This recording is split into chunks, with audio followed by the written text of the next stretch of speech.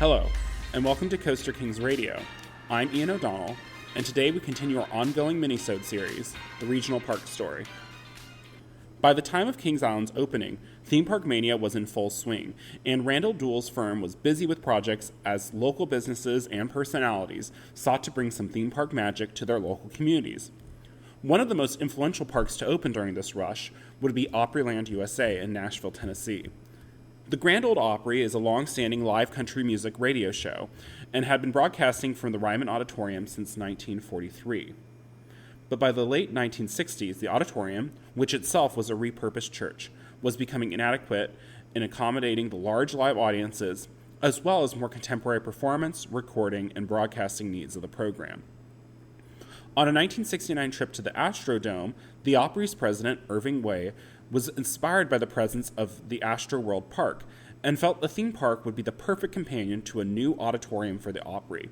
The new Opryland complex was announced in 1969 and included the new Grand Ole Opry House, Opryland Hotel, and Opryland USA. While the Opry was specifically and quite aggressively centered on country music, Opryland was developed around the theme of American music.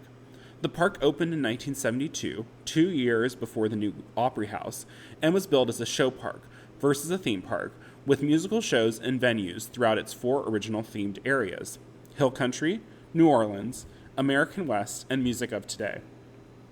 Opryland also wisely chose to include some classic theme park rides, including an Aero Flume, the Dulcimer Splash, Antique Car Ride, Tin Lizzies, and Mine Train, the Tree Topper, in the park's tight dual-loop design. Upon its opening, Opryland was a big success. While Nashville itself wasn't the largest market, Opryland found that it actually held a significant market in the southeastern United States. Nashville is about equidistance from Kings Island, Six Flags St. Louis, Six Flags Over Georgia, and eventually Carowinds, so Opryland became the closest park for many beyond Tennessee. The park's focus on live entertainment also proved popular and would go on to influence other parks to integrate higher quality shows and show venues into their parks. By 1977, Opryland was the most successful and popular tourist attraction in Nashville, and the Opryland Hotel would open to accommodate visitors to the park and the Grand Ole Opry. In 1983, the property and the Opry itself were acquired by Gaylord Broadcasting Company, who continued to expand the park and hotel. Despite increased competition from Dolly Parton's 1986 transformation of Pigeon Forge's Silver Dollar City to Dollywood, and Kentucky Kingdom, which successfully reopened in 1989 in Louisville, Kentucky, Opryland proved to be profitable and successful. However, due to the park's restricted land and the desire of the Gaylord Group for an increased return on investments, the decision was made in 1997 to replace the park with the Opry Mill shopping mall.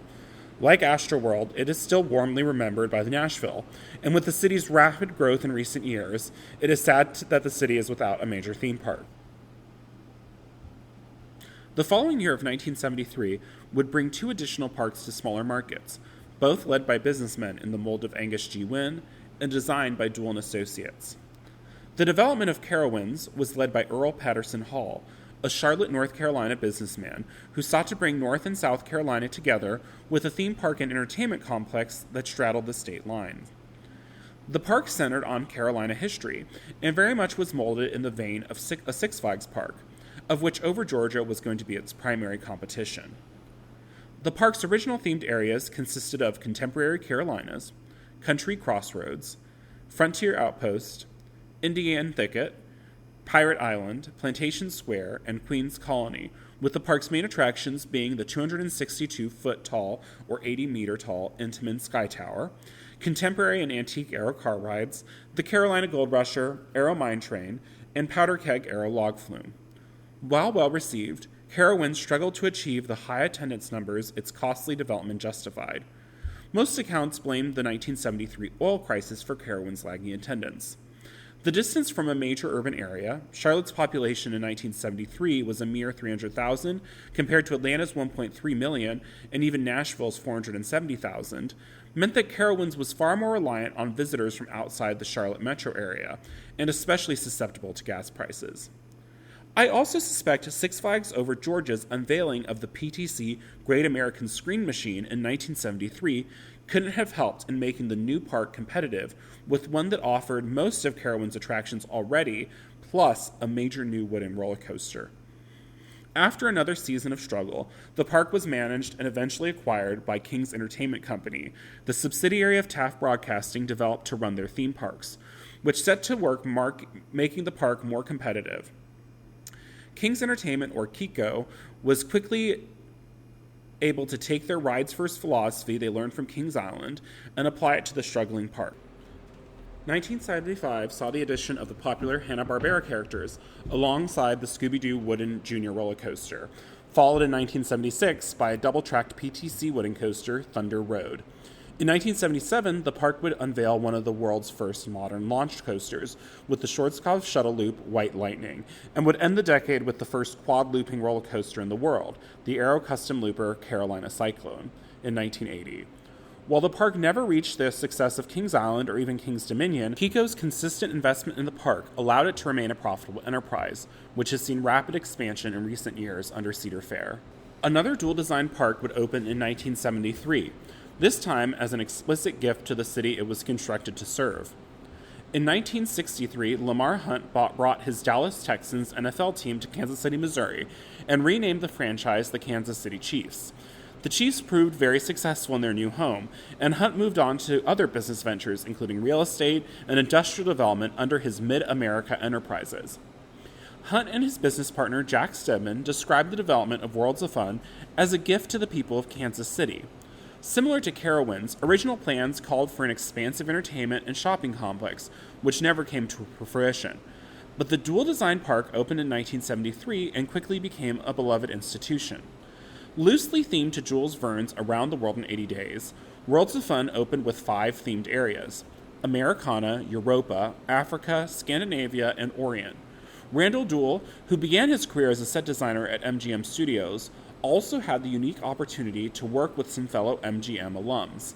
In this case, 3 boats and other movie props that Jack Stedman acquired during the famous 1970 MGM Studio auction, which were integrated into the park's design. Anchor attractions consisted of the Viking Voyager Aero Flume, Le Taxi Tour Antique Car Ride, and 2 roller coasters by German manufacturer Schwarzkopf, the compact Wildcat model Schussboomer, and the sprawling custom jumbo jet model Zambezi Zinger.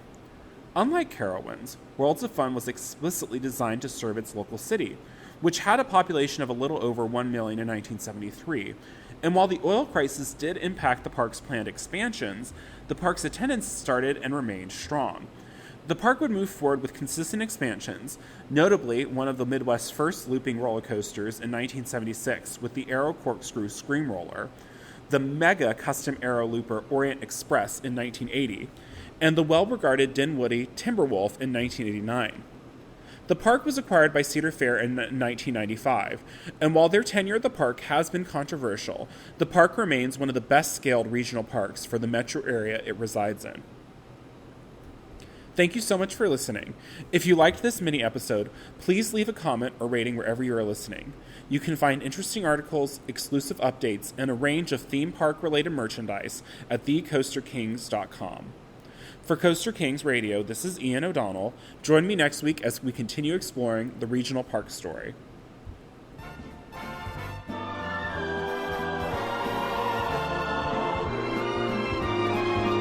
Carol winds, it's a magic breeze, let the breeze take you where you please. The magical world of history, laughter, excitement, and fantasy. Carefree winds drift along with ease, let the breeze take you where you please. Where each day's a holiday, every day is Saturday, fun never ends. Carol winds, explore new frontiers and sing with the mountaineers and reminisce plantation years. See the first colony dance with the Cherokee And caper with pirates at sea. Carol winds, it's a magic breeze, let the breeze.